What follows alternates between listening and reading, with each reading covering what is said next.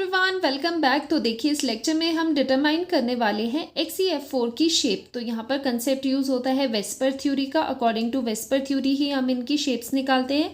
तो कैसे इन क्वेश्चंस को आपको करना होता है, first of all you need to find out number of lone pairs on the central atom. ठीक है, तो जो ये सेंट्रल एटम है उसमें कितने लोन पेयर्स है वो आपको निकालने हैं। ठीक है, कैसे निकालते हैं, क्या फॉर्मूला था, सबसे पहले जो सेंट्रल एटम है उसके वैलेंस इलेक्ट्रॉन्स आपको निकालने हैं। जिनॉन क्या है, नोबल गैस है। नोबल गैस कौन से ग्रुप में आती है, 8th ग्रुप में। तो इसमें वैलेंस इलेक्ट्रॉन्स हो जाते हैं 8। Okay, minus number of bonded atoms. Bonded atoms कितने हैं यहाँ पर, 4 फ्लोरीन है, इनटू फ्लोरीन की वैलेंसी कितनी होती है 1, क्योंकि 8 इलेक्ट्रॉन्स के लिए सिर्फ 1 इलेक्ट्रॉन की ही नीड है। 7 + 1 = 8, तो ये इसकी वैलेंसी हो जाती है। डिवाइडेड बाई 2, बिकॉज हम पेयर की बात कर रहे हैं। 8 - 4 4 डिवाइडेड बाई 2, 2 लोन पेयर्स आपके पास आ गए जिनॉन के ऊपर। ठीक है, अब बहुत आसान हो जाता है क्योंकि हमें पता चल गया कि इसका टाइप कौन सा है। देखो जब भी आप वेस्पर थ्योरी के ये वाले क्वेश्चन करते हो जिसमें आपको शेप डिटरमाइन करने के लिए आ जाए, तो सबसे पहले टाइप ढूंढने की कोशिश करो, व्हाट इज इट्स टाइप। ठीक है, तो टाइप कौन सा है, ए एज सेंट्रल एटम हम लेंगे, B4। ठीक है, बॉन्डेड एटम्स 4 है, एंड प्लस जो लोन पेयर्स है कितने हैं, 2 लोन पेयर्स है। तो लोन पेयर्स को हम कैसे लिखते हैं, L2। सो टाइप क्या बन गया, AB4L2। अब क्या होता है देखो, ए सेंट्रल एटम के अराउंड कितने आपको पोजीशंस चाहिए, 4 + 2, 4 + 2 = 6।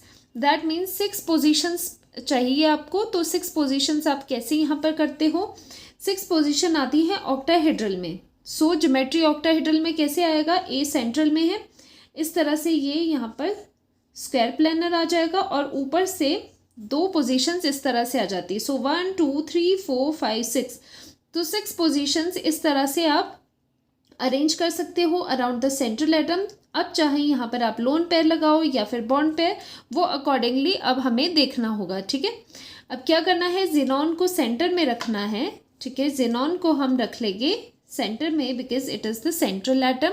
ठीक है, अब क्वेश्चन इज कि ये जो 2 लोन पेयर्स है इनको कौन सी पोजीशंस में रखें। ठीक है, आप में से कई लोग कहेंगे कि इसको हम ये कर लेते हैं कि हम यहाँ पर लोन पेयर्स रख लेते हैं, इस तरह से हम 2 लोन पेयर्स यहाँ पर रख लेते हैं और शेप हो जाएगी सीसॉ। तो सीसॉ इसकी शेप है, तो ये बिल्कुल गलत है। ऐसे क्यों होता है, बिकॉज देखो जो ये चीज़ है, ये पोजीशंस है ना, ये वाली पोजीशंस है, ये आपस में 90 डिग्री पे है।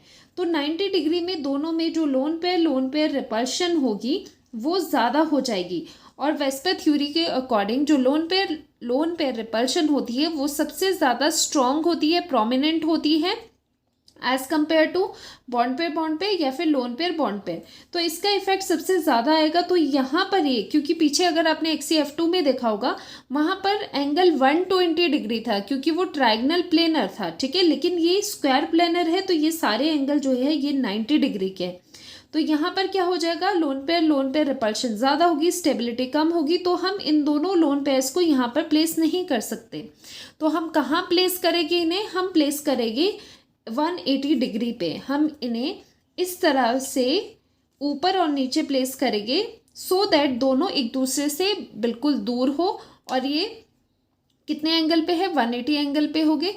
अब देखो यहाँ पर हम क्यों नहीं रख सकते, क्योंकि दोनों में बहुत ज़्यादा रिपल्शन है, 90 डिग्री एंगल है। ठीक है, और जो बॉन्डेड है वो कहाँ जाएगी, वो जाएगी इस तरह से, फ्लोरीन यहाँ पर बॉन्डेड फॉर्म में आ जाएगी।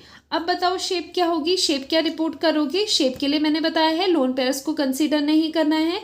So the shape will be, ये क्या शेप है, स्क्वायर प्लेनर। तो स्क्वायर प्लेनर शेप है XeF4 की। ठीक है, तो आपको लोन पेयर्स नहीं देखने। और ये कौन सी पोजीशन है, ये कौन सा है, दिस इज स्क्वायर प्लेनर। ठीक है, तो स्क्वायर प्लेनर इसकी शेप होगी XeF2 की।